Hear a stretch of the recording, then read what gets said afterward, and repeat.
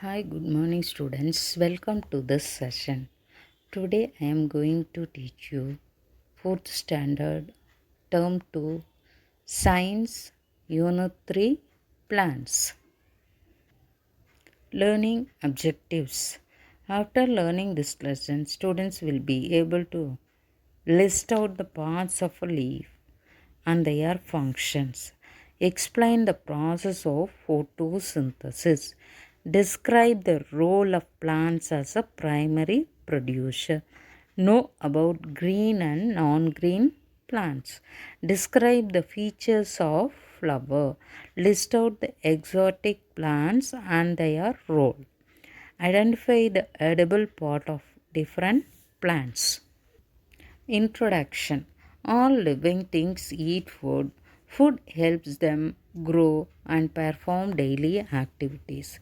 We have seen animals eating their food, but have you ever wondered how plants get their food?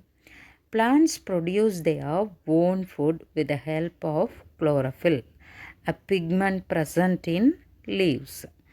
Humans and animals depend on plants for their food, either directly or indirectly. Let us learn more about plants in this lesson.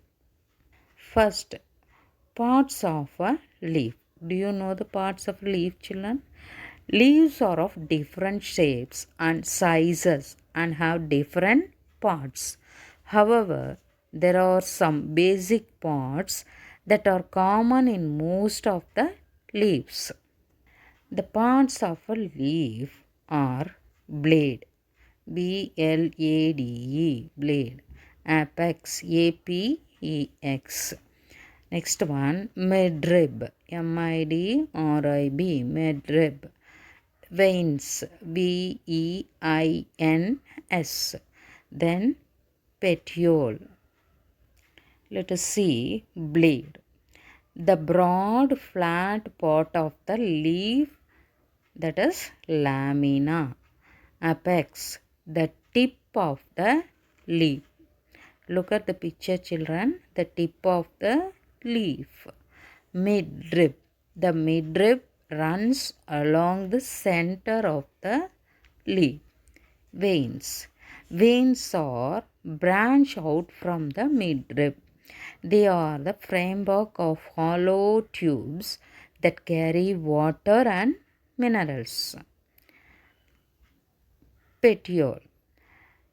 This part joins the leaf to the main stem. The last one is stomata. Stomata are tiny openings or pores mostly found at the base of the leaves. Air enters and leaves the plants through these openings. Stomata helps the plants to breathe. Stomata are used to exchange gases. Leaf as food factory. Plants need food, but they never depend on people or animals to provide them. Most of the plants are able to make their own food through a process called photosynthesis. Photosynthesis is photo light plus synthesis make. Photosynthesis is a process by which plants make their food using chlorophyll, water, carbon dioxide in the presence of sunlight. Let us see how this process is organized within the plants. Water. Water is absorbed by the roots and is passed to the leaves through the tubes. Carbon dioxide. Carbon dioxide in the air passes through small pores in the leaves. Sunlight. A green pigment in the leaves help them to trap sunlight. This pigment is called chlorophyll. Most leaves are green in color because of this green pigment chlorophyll. Through photosynthesis, plants produce the food and release oxygen into the air. Water plus carbon dioxide in presence of sunlight and chlorophyll that produces food plus oxygen. As plants prepare food for themselves and also for other living things, they are called primary producers. Plants are primary producers. All the other living organisms are secondary producers. Without primary producers, living things that are not capable of producing their own food and will not be able to live. Without plants, other organisms will not be able to live. More to know, children, plants like cactus do not have leaves. Their food is made in their green stems. Classification of plants. Plants are classified in many ways based on stems, life span, seeds, flower, and color.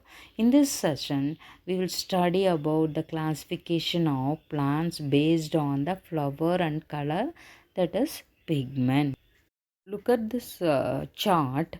Plants that is divided into flower and color. Flowering plants, neem, mango. Non-flowering plants, algae, fungi, ferns. Color based on colors, green plants and non-green plants. Green plants are grass, algae, and paddy. Non-green plants, fungi. Flowering and non-flowering plants.